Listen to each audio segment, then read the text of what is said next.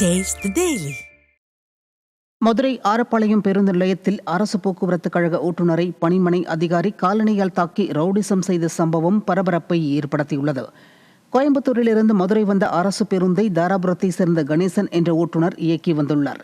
இந்த நிலையில் பேருந்து இயக்கம் தொடர்பாக மதுரை மற்றும் கோவை அரசு போக்குவரத்து கழக ஓட்டுநர்களிடையே வாக்குவாதம் ஏற்பட்டதாக கூறப்படுகிறது. 2 மணிக்கு எடுக்க வேண்டிய பேருந்து நள்ளிரவு 12:50 மணிக்கே பணிமனைக்கு வந்துள்ளது. இதனால் ஆத்திரமடைந்த அதிகாரி மாரிமுத்து மதுரை கிளை பேருந்து செல்லும் நேரத்திற்கு நீ எவ்வாறு பணிமனை உள்ளே வரலாம் என்று ஓட்டுநர் கணேசனிடம் வாக்குவாதம் செய்துள்ளார். மேலும் கணேசன், நான் வெளியேதான் வாகனத்தை நிறுத்தி வைத்திருந்தேன், பொதுமக்கள் வந்து ஏறிவிட்டனர் என்று கூறியுள்ளார்.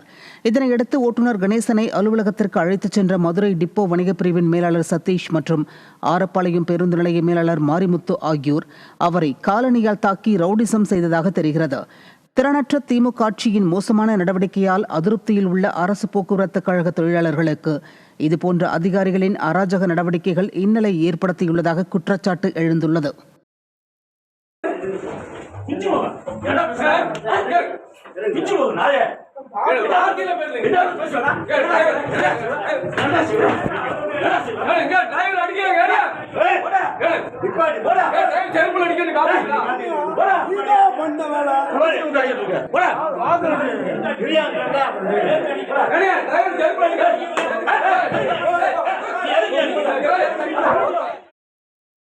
மயிலாடுதுறையில் திமுக சார்பில் நடைபெற்ற வாகன பேரணியில் ஒரே வாகனத்தில் 4 சிறுவர்கள் வரை பயணித்து சேட்டையில் ஈடுபட்ட வீடியோ வெளியாகியுள்ளது.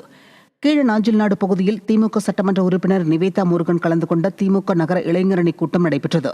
இதில் கலந்து கொண்ட இளைஞர்கள் தரங்கம்பாடி சாலையிலிருந்து பழைய பேருந்து நிலையம் வரை வாகனங்களில் பேரணியாக சென்றனர்.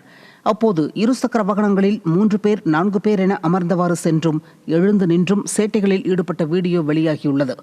ஆளும் கட்சி என்ற அகந்தையில் திமுகவினர் செய்யும் அட்டூழியங்கள் நாளுக்கு நாள் எல்லை மீறுவதாக மக்கள் குற்றம் சாட்டியுள்ளனர்.